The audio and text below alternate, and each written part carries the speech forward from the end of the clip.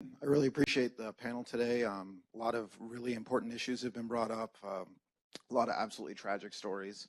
I want to highlight a point Ms. Taylor made, that information is powerful, and I completely agree with that. In that vein, you alluded in your remarks, Mr. Mulvaney, to the disbanding of the various consumer advisory boards this week. I know that some members of your staff have given various reasons for that. I think a lot of coastal representatives, which I think American Banker said wasn't quite accurate. And another person said these were taxpayer-funded junkets, and we need to save money. But with you here in the room, I would like to hear directly from you what the truth is about these boards. I don't know that you've had a meeting with the Consumer Advisory Board yet in your tenure. So I'm just curious sort of to hear from you why these boards were disbanded and this important source of information was got rid of.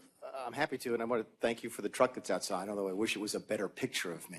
If I really have that many chins, my kids make fun of me when I make that face. They say I look like Kermit the Frog, so I'm not supposed to make that. We can send you a picture of it if you like. So, yeah, no, I'm going to take a picture with it before I leave, I hope. So, by the way, whoever named the street in front of the building, thank you for that. I don't know if you all noticed that or not, but the street behind this building is Mulvaney Street without the Y. You just spell it wrong. You forget to put the Y on the end. So thank you for that. But no, I will speak to it because I think I mentioned it in my opening comments, is that, first of all, the boards are statutory. Okay, we have to do them, and we are absolutely going to continue to do them.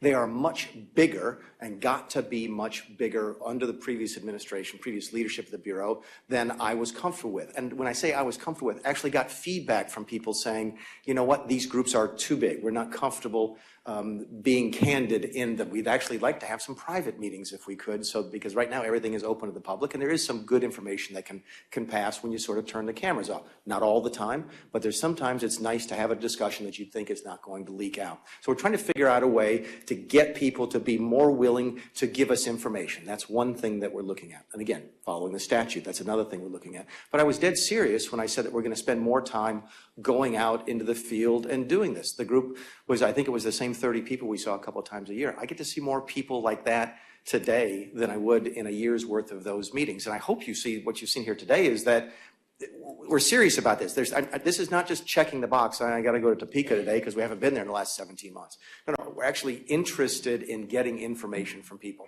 And all I ask is to give us a chance to prove to people that that is the intention. The intention is not to discontinue input to the Bureau. It's simply going about it in a different way than the previous administration. I recognize the fact that I'm a somewhat controversial and politically charged position. I get that, but I do ask folks to simply give us a chance to prove that we are interested in continuing to get information from industry and from consumers alike. Yeah, we just hope consumer advocates will continue to have a voice during your tenure. And they absolutely will. Thank you.